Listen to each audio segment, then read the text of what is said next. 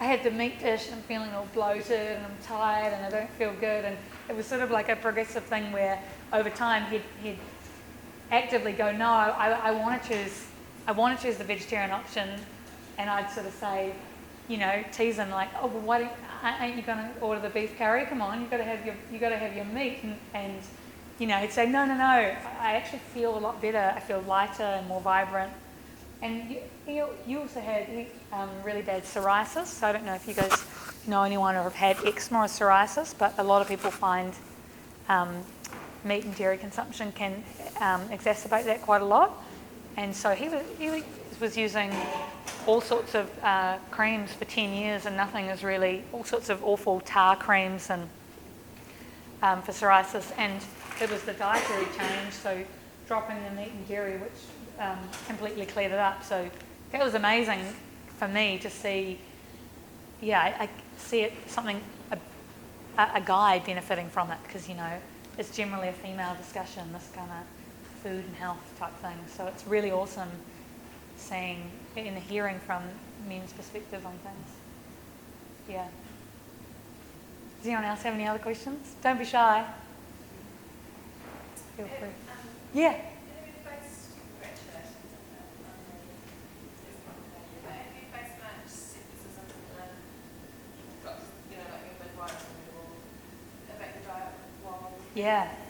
Yeah, definitely. Yeah. There were. No, definitely. Yeah, protein and iron and calcium. Yes, certainly. And I mean, I'm really wary that I want to make sure it's as healthy as possible, and so I'm taking a natural. It's a natural prenatal vitamin, just like you would, like an Elevate. I don't know if, but it's a more bioavailable version of it from a company called Thorn, which was recommended to me by a naturopath. So that's really good, and I'm taking a little bit of additional iron because the requirements in pregnancy are just so high. You'd have to eat about 8 to 10 steaks a day to get your iron because you need so much. So, but yeah, definitely. Probably from my mum mostly because she's a doctor. But I know in my heart that I eat a really, really varied, healthy diet. So, and interestingly, when you actually look at research on things like protein deficiency is basically non-existent in the Western world. It is non-existent. And there's a lot of interesting research. I don't know if any of you guys have heard of the China study, which is a really interesting book about protein consumption, about how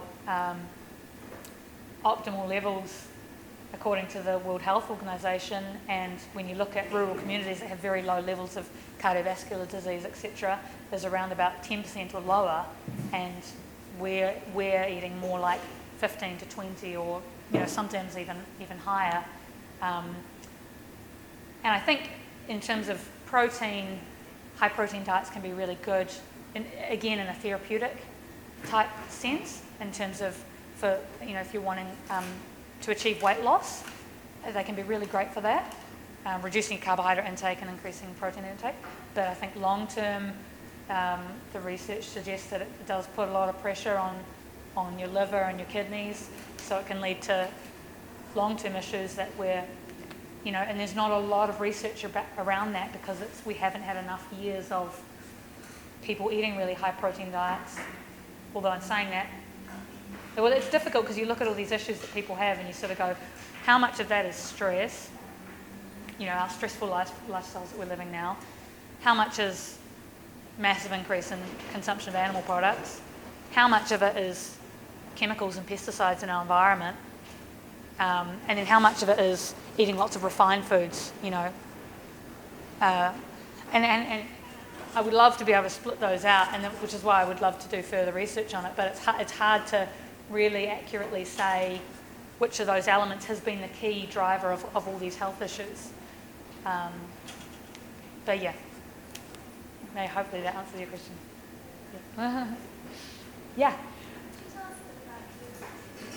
About what, sorry? Oh, yeah, sure. So it's a 3-year bachelor degree at Wellpark College, which is in Greylin. It's a private college, so it's not a university. So I was very sceptical about that because I did Bachelor of Arts and a Bachelor of Commerce at Auckland Uni, and I had done a 3-year postgrad in finance as well.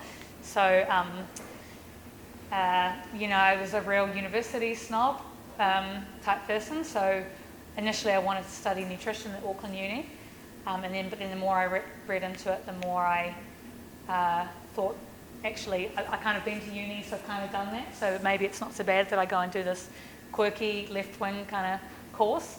And I'm so glad I've done it. It's really, really great. It's, as I said, it's really scientifically rigorous. Actually, there's another, I noticed another student here from Wellpark, but it's really scientifically, the 3-year naturopathy degree, really scientifically rigorous, but then overlays that really awesome layer of holistic health. And what I found as well is I went into it thinking, oh no, I'm going to be the old mature student, sitting up the front. But actually the range of ages is really, really broad. We've got a few girls that are 19, 20, but then actually the vast majority are in their 20s or early 30s, and then a few women and men older as well. So a lot of people have come to do that course, I think, because they've done something else.